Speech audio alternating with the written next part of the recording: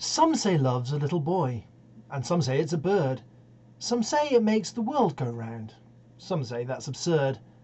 And when I asked the man next door, who looked as if he knew, his wife got very cross indeed and said it wouldn't do. Does it look like a pair of pyjamas? Or the ham in a temperance hotel? Does its odour remind one of llamas? Or has it a comforting smell? Is it prickly to touch as a hedge is? Or soft as eiderdown fluff? Is it sharp or quite smooth at the edges? Oh, tell me the truth about love. Our history books refer to it in cryptic little notes. It's quite a common topic on the transatlantic boats. I found the subject mentioned in accounts of suicides. I'd even seen it scribbled on the backs of railway guides. Does it howl like a hungry Alsatian? Or boom like a military band? Could one give a first-rate imitation on a saw or a Steinway grand? Is it singing at parties a riot? Does it only like classical stuff? Will it stop when one wants to be quiet? Oh, tell me the truth about love. I looked inside the summer house. It wasn't ever there. I tried the Thames at Maidenhead and Brighton's bracing air. I don't know what the blackbird sang or what the tulip said, but it wasn't in the chicken run or underneath the bed. Can it pull extraordinary faces? Is it usually sick on a swing? Does it spend all its time at the races or fiddling with pieces of string? Has it views of its own about money? Does it think patriotism enough? Are its stories but funny? Oh, tell me the truth about love. When it comes, will it come without warning, just as I'm picking my nose? Will it knock on my door in the morning, or tread in the bus on my toes? Will it come like a change in the weather? Will its greeting be courteous or rough? Will it alter my life altogether? Oh, tell me the truth about love. Hello and welcome to this Oak Tree English poetry time. That was, of course, W.H. Auden's Tell Me the Truth About Love. I have chosen to do a collection of poems this time, all about love. Because it is coming up to Valentine's Day, and I thought that would be something that would engage and entertain my viewership, and also, hey, let's face it, I only do these things to please myself. I want to because I will enjoy it. Moving from this, we need to really nail down what love is. I want to know what love is.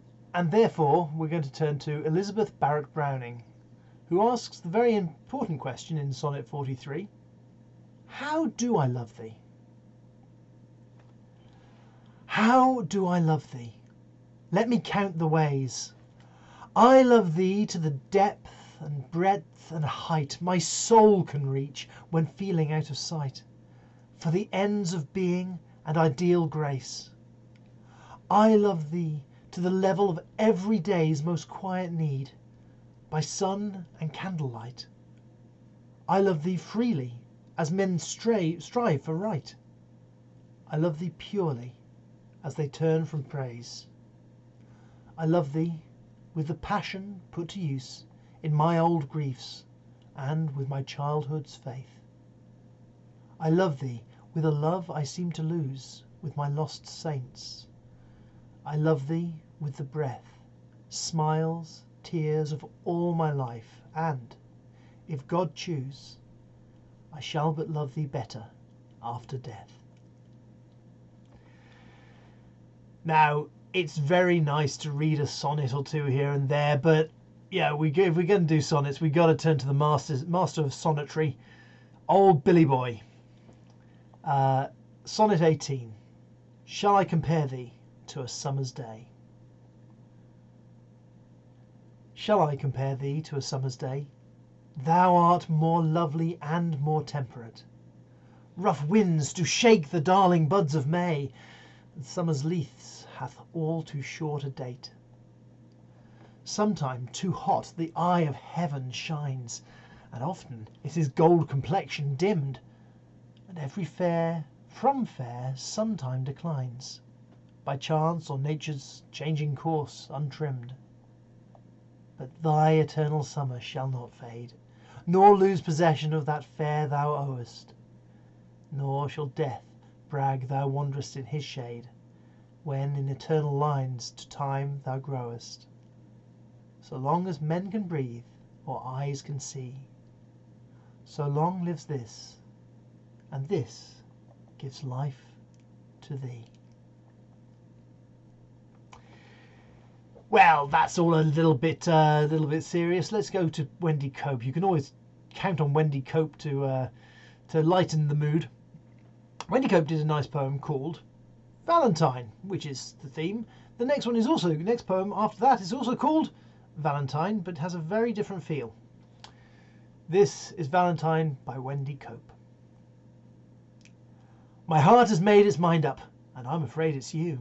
Whatever you've got lined up, my heart has made its mind up, and if you can't be signed up, this year, next year will do. My heart has made its mind up, and I'm afraid it's you. John Fuller also wrote Valentine. This is a little bit, perhaps coarser, maybe indelicate. And here is his thoughts on Valentine. The things about you I appreciate may seem indelicate. I'd like to find you in the shower and chase the soap for half an hour.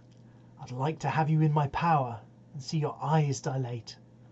I'd like to have your back to scour and other parts to lubricate. Sometimes I feel it is my fate to chase you screaming up a tower, or make you cower by asking you to differentiate Nietzsche from Schopenhauer. I'd like successfully to guess your weight and win you at a fate. I'd like to offer you a flower. I like the hair upon your shoulders, like falling like water over boulders. I like the shoulders too, they are essential. Your collarbones have great potential. I'd like your particulars in folders, marked confidential. I like your cheeks, I like your nose. I like the way your lips disclose the neat arrangement of your teeth, half above and half beneath, in rows. I like your eyes, I like their fringes. The way they focus on me gives me twinges. Your upper arms drive me berserk. I like the way your elbows work on hinges. I like your wrists, I like your glands. I like the fingers on your hands. I'd like to teach them how to count, and certain things we might exchange. Something familiar for something strange. I'd like to give you just the right amount and get some change. I like it when you tilt your cheek up. I like the way you nod and hold a teacup. I like your legs when you unwind them. Even in trousers I don't mind them. I like each softly moulded kneecap. I like the little crease behind them. I'd always know, without a recap, where to find them. I like the sculpture of your ears. I like the way your profile disappears whenever you decide to turn and face me. I'd like to cross two hemispheres and have you chase me. I'd like to smuggle you across frontiers, or sail with you at night in two Tangiers. I'd like you to embrace me. I'd like to see you ironing your skirt and cancelling other dates.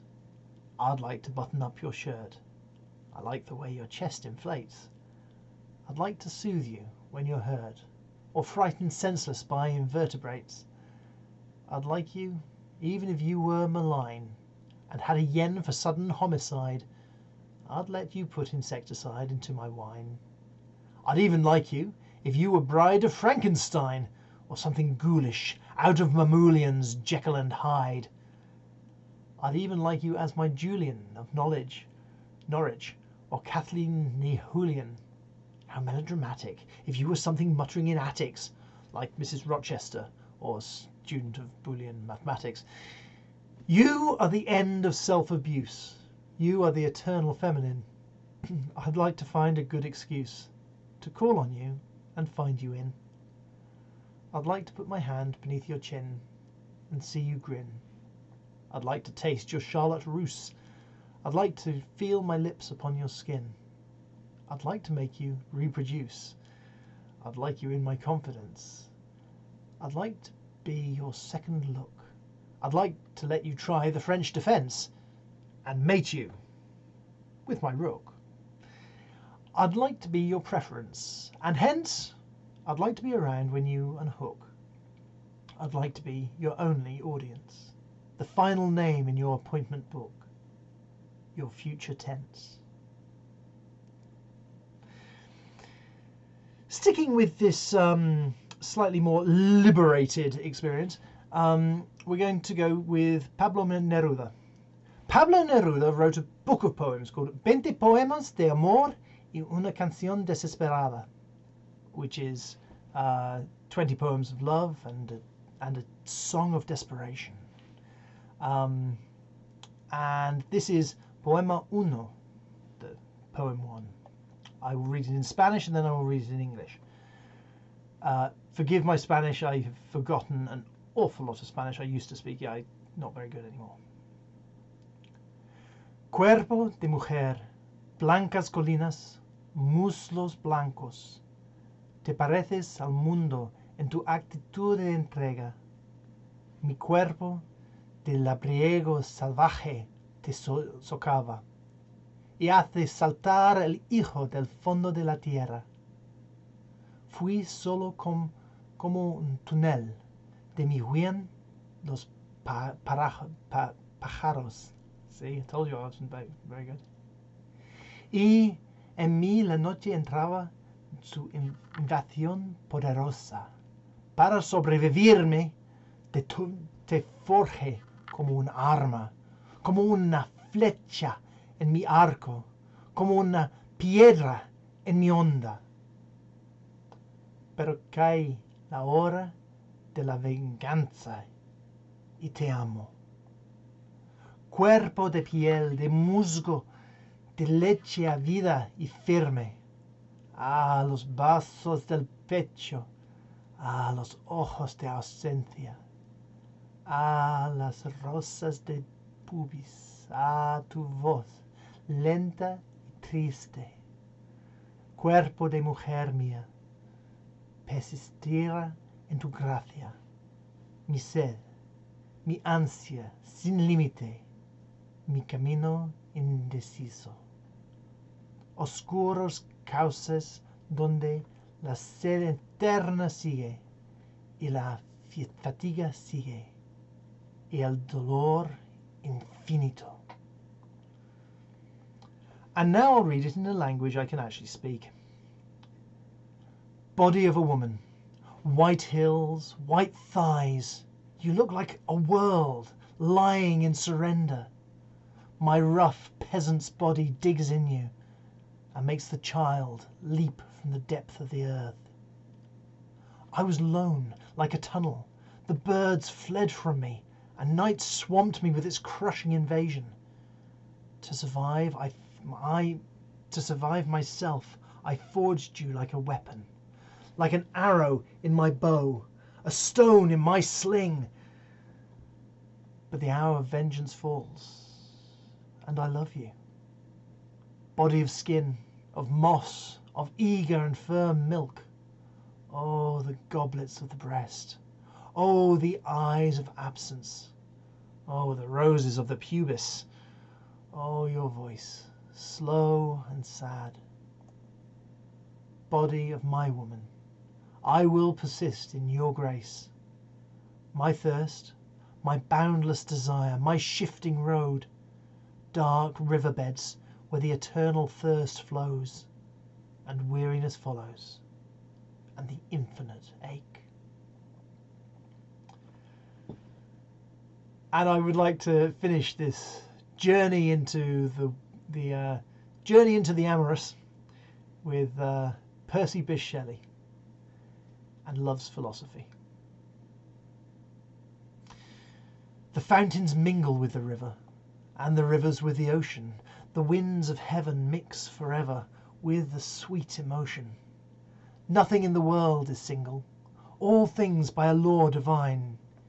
in one another meet and mingle. Why not I with thine? See the mountains kiss high heaven, and the waves clasp one another. No sister flower would be forgiven if it disdained its brother. And the sunlight clasps the earth, and the moonbeams kiss the sea. What are all these kissings worth, if thou kiss not me?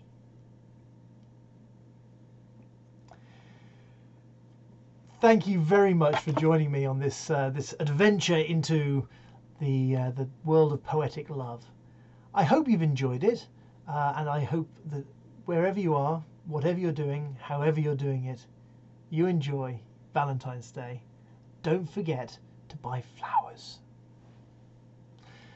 Okay, thank you and goodbye.